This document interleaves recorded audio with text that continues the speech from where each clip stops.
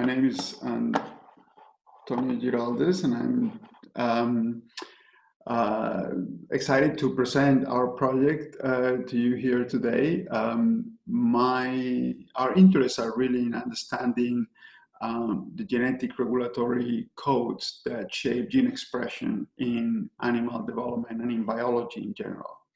So to understand this code, which I'm representing here by the Rosetta Stone, we are actually using the maternal to zygotic transition, which is a universal transition that happens in all animals, that is characterized by the embryo after fertilization is transcriptionally silent, and all the cellular functions are driven by maternally provided instructions. So at some point, depending on the species, the genome needs to be dramatically activated, and the mechanisms by which the genome and the factors by which the genome becomes activated is poorly understood.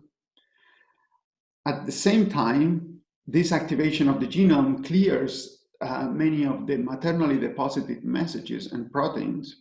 So this is an excellent system to also study not just transcriptional activation, but also post-transcriptional regulation. And then once the embryo activates its own genome, then multiple cell types are specified. So this is also a beautiful system to understand the regulatory code that specifies different cell types in development. So these are the three main questions in the laboratory. And indeed, we use computational and experimental methods with genomics to try to tackle these questions. So today I'm going to focus just on two of these questions, the genome activation and cell identity. So this is actually an image of one of the nuclei of an embryo labeled with nascent transcription. And you can see that in one half, I don't know why my mouse doesn't work, but in one half, you can see just a single locus labeled with this nascent transcription. This is the very first gene that gets activated. And in the other half, you see how half an hour later, you get the whole genome transcriptionally activated. So the question is, what are the factors and the sequence elements that mediate this process of genome activation?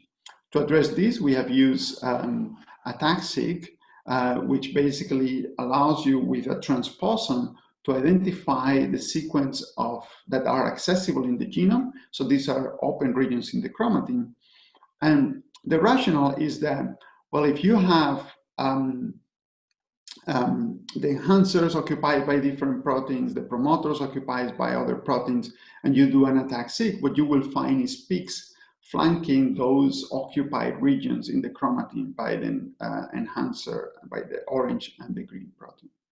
So if now you use a mutant that removes the orange protein that is bound to the enhancer, now you can identify first those sites that are bound and open by this orange protein, and also you can find those regions that are open independent of the orange protein.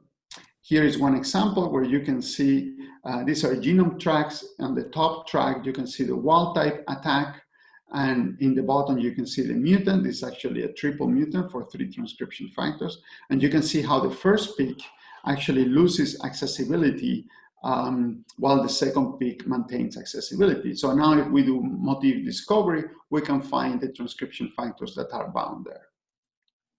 So this is just an example of a heat map of a region that loses accessibility. And you can see how we can actually find a set of motifs that are enriched in those regions bound by the transcription factors. And in fact, the top 3 transcription factors are the ones that we remove with the mutant. One of the surprises is that it appears that EOMs, for example, the 4th transcription factor, actually seems to depend on the binding for this transcription, depends on these transcription factors. And indeed, we have demonstrated that. If we now look at regions that don't lose accessibility, we now find a whole set of transcription factors, including CTCF.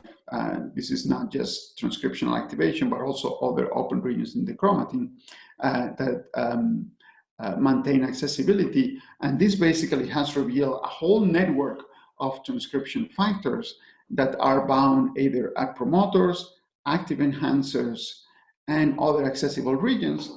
And it also has revealed their interdependency with other transcription factors. And as I've mentioned before, EOMs seems to be strongly dependent on the binding of these pioneering factors. And now with SMITA, actually, we are trying to define the rules using convoluted neural network and other machine learning approaches that determine the engagement of which regions of the chromatin can be opened by which transcription factor.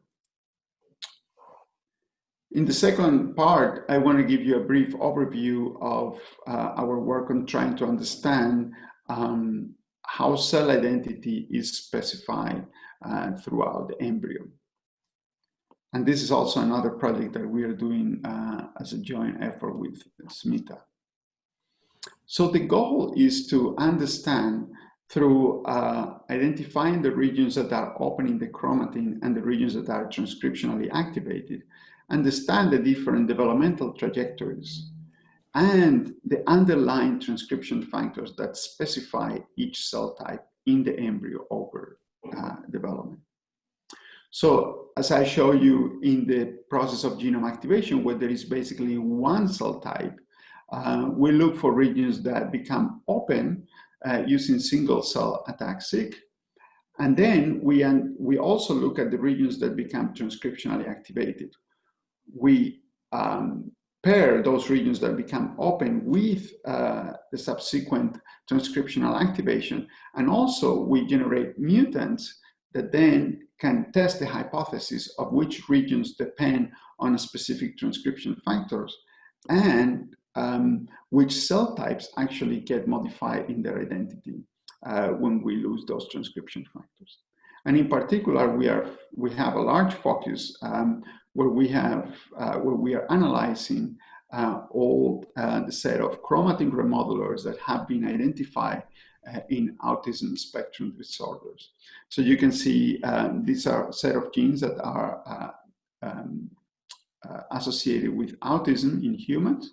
So we genetically engineer those mutations in zebrafish, and these are modifiers of the histone tails. And we then perform cellular and behavioral analysis in the zebrafish embryo, and then undertake single cell profiling over development in the wild type and the mutant embryos with the goal of identifying those regions that are lost in accessibility, those regions that change in gene expression, and the cell types that change in identity. So this is just illustrated here. As you can see, the goal is to identify which cell types are affected, and here we illustrate it with the blue cell type, which appears to be downregulated or missing in one of the mutations. So, so just as a summary, what we are trying to understand is the regulatory codes that shape gene expression in development. As a main model system, we use zebrafish, but we are actually we explore and expand into other systems such as yeast, Xenopus, and mammalian systems, with the goal of understanding what is the regulatory code that activates the genome, how the activation of the genome then mediates post-transcriptional regulation, and how both combined then influence cell identity. Finally, I just want to thank everybody in the laboratory, as well as the collaborators, and I'm happy to take any questions.